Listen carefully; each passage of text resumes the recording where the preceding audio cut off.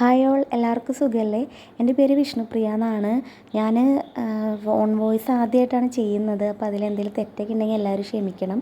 അപ്പോൾ ആദ്യമായിട്ട് on voice ചെയ്യുമ്പോൾ ഞാൻ എൻ്റെ ഫൈബ്രോമയാൾജിയ സ്റ്റോറി പറഞ്ഞിട്ട് തന്നെ തുടങ്ങാമെന്നാണ് വിചാരിക്കുന്നത്. അപ്പോൾ ഫൈബ്രോമയാൾജിയ എന്ന് പറഞ്ഞാൽ ആരും കേട്ടിട്ടുണ്ടാവാനൊന്നും വഴിയില്ല.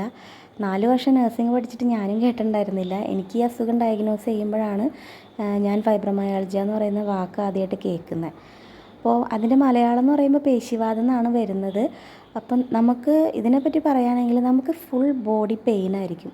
നമ്മുടെ തല മുതൽ ഉപ്പൂറ്റി വരെ നമുക്ക് എല്ലായിടത്തും വേദനയായിരിക്കും.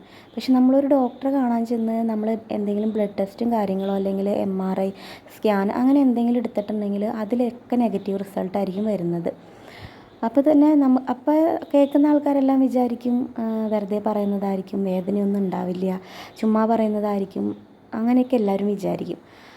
പക്ഷേ ഈ അസുഖത്തിന് ശരിക്കും വേണ്ടത് നമുക്ക് മെൻ്റൽ സപ്പോർട്ട് കൊടുക്കുക എന്നുള്ളതാണ്. കാരണം നമുക്ക് ബോഡി മൊത്തം പെയിനാണ്. അപ്പോൾ അതിൻ്റെ ഇടയ്ക്ക് നമുക്ക് മെൻ്റൽ സപ്പോർട്ട് കൂടി ഇല്ലെങ്കിൽ നമുക്ക് ഡിപ്രഷൻ വരെ വരാൻ സാധ്യതയുണ്ട്. പക്ഷേ ആ കാര്യത്തിൽ ഞാൻ ലക്കിയാണ്. എൻ്റെ ഹസ്ബൻഡാണെങ്കിലും അമ്മയാണെങ്കിലും എനിക്ക് നല്ല രീതിയിലാണ് സപ്പോർട്ട് തന്നത്. അപ്പോൾ അതുകൊണ്ട് തന്നെ ഞാനിപ്പോൾ ഇവിടെ ഇങ്ങനെ ഈ നിലയിലെങ്കിലും നിൽക്കുന്നത്. ഞാനൊരു ഫൈബ്രോമയാൾജി സർവൈവറൊന്നുമല്ല. കാരണം ഇപ്പോഴും അത് അനുഭവിച്ചുകൊണ്ടിരിക്കുകയാണ്.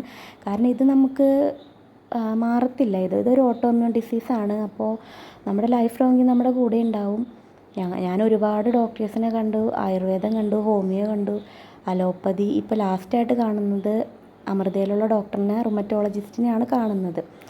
ഡോക്ടർ പറഞ്ഞത് നമ്മൾ മെഡിസിനേക്കാളും കൂടുതൽ നമുക്ക് ഡയറ്റ്, പിന്നെ എക്സർസൈസ്, ഇതൊക്കെയാണ് നമുക്ക് കൂടുതൽ വേണ്ടതെന്നാണ് ഡോക്ടർ പറഞ്ഞത്.